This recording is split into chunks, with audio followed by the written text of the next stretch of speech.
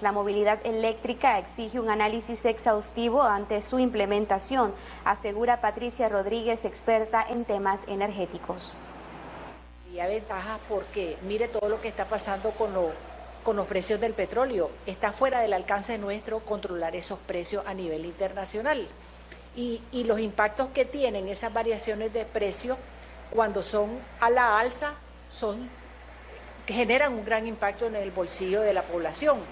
Por lo tanto, y cuando disminuye, no genera ese gran impacto de disminución. Entonces tenemos que buscar otras fuentes de energía para movilizarnos, porque el transporte es el mayor consumidor de derivados del petróleo en el país. ¿Tiene Nicaragua los recursos suficientes como para mantener con energía estos vehículos que se pretenden introducir en el país? Fíjate que por eso es importante que hagamos estudios previos antes de decidir, antes de iniciar acciones. Es ventajoso, ¿verdad? Pero tenemos que hacer los estudios previos. ¿Y cuál es el primer estudio? Tenemos que plantearnos estrategias de implementación. Primero es la política energética, sus principios, la estrategia de implementación después y luego un plan de acción. Y ese plan de acción debe llevar una serie de estudios. Y uno de los estudios que hay que hacer es efectivamente cuál va a ser el beneficio y el impacto en la matriz energética actual, en el balance energético nacional, no en la matriz de generación solamente, sino en el balance energético nacional, sustituir el consumo de derivados del petróleo en el transporte por electricidad. Porque como es un balance, eso va a incidir en la generación de electricidad. Y todavía tenemos, en verano, por ejemplo, tenemos un 20% de generación eléctrica con derivados del petróleo.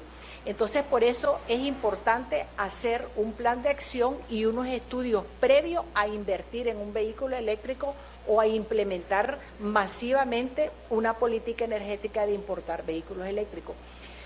El consumo de un vehículo eléctrico depende del consumo en la batería, ¿verdad?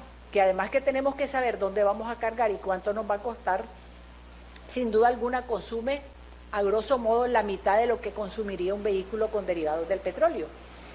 Pero a precios actuales podríamos decir, depende del tipo de vehículo que se vaya a traer, vamos a consumir 200 córdobas cada 100 kilómetros, una cosa así. Va a ser mucho mejor que consumir gasolina, pero esos 100 kilómetros con tantas paradas, o sea, hay que hacer una evaluación de efectivamente con todas las paradas a la hora pico, ya no va a ser el mismo rendimiento, el vehículo puede ser eficiente, pero la manera de conducir, hay una serie de elementos que tenemos que estudiar y que tenemos que capacitarnos en ello, pero la medida es buena, es decir, si nosotros seguimos incrementando la generación eléctrica con energía renovable va a ser mejor. El gas, por muy bueno que sea, no lo tenemos disponible y puede haber un boom de precios que nos afecten, entonces por lo tanto lo mejor es incrementar la matriz de generación con renovable y traer vehículos eléctricos que se muevan con energía renovable disponible en el país.